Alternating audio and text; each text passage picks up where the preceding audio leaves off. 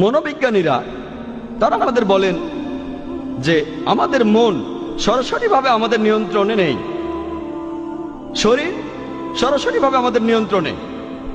যদি আমার হাতটা উঠাতে চাই তাহলে আমি উঠাতে পারবো, আর যদি হাতটা নামাতে চাই তাহলে নামাতেও পারবো। যদি আমি একটা পা সামনে এগোতে চাই সেটাও পারবো। আমার শরীর সরাসরিভাবে আমার নিয়ন্ত্রণে আছে, কিন্তু আমাদের মন সরাসরিভাবে আমাদের নিয়ন্ত্রণে থাকে না।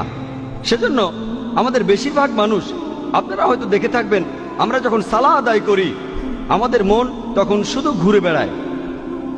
যেমন ধরুন, একজন ছাত্র তার কোনো একটা পরীক্ষা দেওয়ার পর যদি সে সালাহ আদায় করে, সে সেই সময়ে তার পরীক্ষার খাতার কথায় চিন্তা করতে থাকে।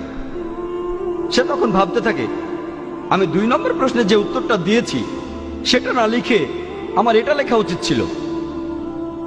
যদি কোনো ব্যবসায়ী সালাহ আদায় করে, সে চিন্তা করতে থাকে যে আজকে আমি কতখানি লাভ করলাম, কতগুলো জিনিস আমি বিক্রি করলাম।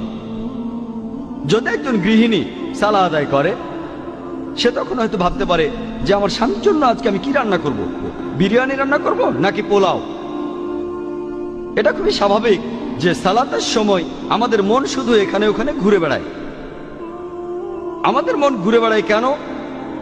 এর কারণ হলো আমাদের মানুষের মন আসলে খালি, আর এই মন খালি থাকতে পারে না, সেজন্য মন ঘুরে বেড়ায়। বেশিরভাগ মুসলিম সালাহ আদায়ের সময় যেগুলো আমরা বলি সেগুলো জানেন। সূরা ফাতিহা, পবিত্র কোরআনের আরো কিছু আয়াত, পবিত্র কোরআনের কয়েকটা ছোট ছোট সূরা, এগুলো আমরা সালাতের সময় বলি। মুসলিমরা আমরা এগুলো এত যান্ত্রিকভাবে পড়ি যে আপনি যদি কোনো মুসলিমকে ঘুম থেকে ডেকে তোলেন আর তাকে সূরা ফাতিহা বলতে বলেন, সে এই কাজটা 100 মাইল স্পিডে করতে পারবে। বিসমিল্লাহির রহমানির রহিম, আলহামদুলিল্লাহি রাব্বিল আলামিন, মালিকি ইয়াউমিদ্দিন, ইয়াকা না'বুদু ওয়া ইয়াকা নাস্তাঈন। একেবারে যান্ত্রিক। যেহেতু এটা যান্ত্রিক, আমাদের মনের খুব সামান্য একটা অংশ এখানে ব্যস্ত থাকে। এই যান্ত্রিক অংশগুলো বলার সময় আমরা সেগুলো ভালোভাবে জানি, যেমন সূরা ফাতিহা আর কোরআনের অন্যান্য আয়াত। বেশিরভাগ মুসলিম আমরা বেশিরভাগই অনারব, আমরা আরবি ভাষায় কথাবার্তা বুঝতে পারি না। আর যেহেতু আমরা সালাতের সময় যেটা পড়ছি সেটা বুঝতে পারছি না, তখনই এই সম্ভাবনাটা দেখা দেয় যে আমাদের মন চিন্তা করবে। সেজন্য মন যাতে এইসব চিন্তা না করতে পারে, আমরা সালাতের সময় আরবিটা পড়ব, আর একই সাথে আমরা এই আরবি আয়াতগুলোর অর্থ বুঝতে চেষ্টা করব। যদি ইংরেজি জানেন, ইংরেজি অনুবাদটা মনে করেন। যদি আপনি উর্দু জানেন, উর্দু অনুবাদটা মনে করেন। যদি আপনি হিন্দি জানেন, হিন্দি অনুবাদটা মনে করেন। যদি মারাঠি ভাষা জানেন সেটা মনে করেন। যদি গুজরাটি ভাষা জানেন সেটা মনে করেন।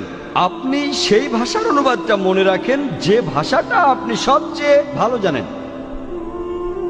যেমন ধরুন, আমরা যখন সূরা ফাতিহা পড়ি, বিসমিল্লাহির রহমানির রহিম, দয়াময় ও পরম দয়ালু আল্লাহর নামে শুরু করছি। আলহামদুলিল্লাহি রাব্বিল আলামিন, সকল প্রশংসা জগৎসমূহের মালিক আল্লাহ। আর রহমান রহিম, যিনি দয়াময় এবং পরম দয়ালু। মালিক ইয়াউমিদ্দিন, তিনি কর্মফল দিবসের মালিক। ইয়াকা না'বুদু ওয়া ইয়াকা নাস্তাঈন, আমরা শুধু তোমার ইবাদত করি, শুধু তোমার সাহায্য চাই। ইহদিনাস সিরাতাল মুস্তাকিম, আমাদের সরল পথ দেখাও। ইহদিনাস সিরাতাল মুস্তাকিম সিরাতাল লাযিনা আন'আমতা আলাইহিম গায়রিল মাগদুবি আলাইহিম ওয়ালাদ-দাল্লিন, তাদের পথ যাদেরকে তুমি অনুগ্রহ দান করেছ, এবং তাদের পথ নয় যারা ক্রোধ নিপতিত, আর তাদের নয় যারা পথভ্রষ্ট। যখন এই সূরা ফাতিহা আপনি পড়বেন অথবা আরবিতে অন্য আয়াত পড়বেন, একই সাথে অর্থটাও মনে করুন, আর আপনার মন তখন ঘুরে বেড়াবে না।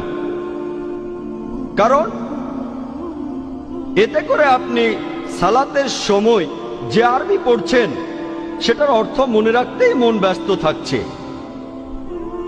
কিন্তু কয়েকদিন পরে বা কয়েক মাস পরে এটাও একেবারে যান্ত্রিক হয়ে যাবে। আমাদের মন খুব শক্তিশালী।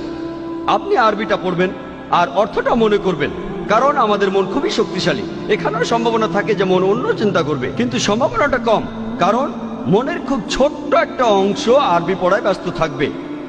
আর আপনার মনের যে বাকি অংশটা তখন অর্থ মনে করবে। অন্য চিন্তা করার সম্ভাবনা কম, তারপরও মন চিন্তা করতে পারে।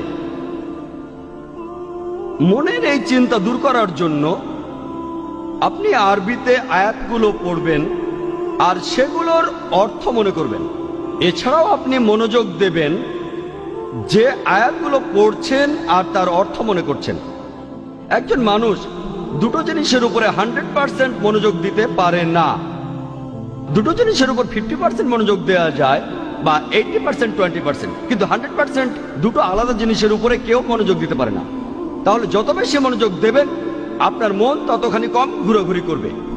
মনের এই ঘোরাঘুরি বন্ধ করতে আমরা আরবি আয়াতগুলো পড়ব, আয়াতের অর্থ বুঝবো আর সেই অর্থের উপর মনোযোগ দেব।